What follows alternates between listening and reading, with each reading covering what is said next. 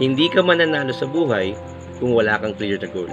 Imagine, pinaplano natin ang gala natin. Pinaplano natin ang mga gadget na gusto nating bibilhin. Pero hindi tayo nagbibigay ng oras para planuhin ang buhay natin. Ang taong walang clear na goal sa buhay ay parang isang barko sa gitna ng karagatan na nagsusunog ng krudo at ng provision pero hindi alam kung saan ang destinasyon. Aagusin ka lang ng kaganapan sa buhay at wala kang mararating. Kaya ang payo ko, simulan mo nang tanungin ang sarili mo. Ano ba talaga ang plano ko sa buhay ko ngayon? Ano ba talaga yung gusto kong makuha o gusto kong marating? Anong mga bagay ang gusto kong makamit at anong mga values ang pahahalagahan ko? Comment agree. Naniniwala ako na kaya mong makuha lahat ng bagay na gusto mo.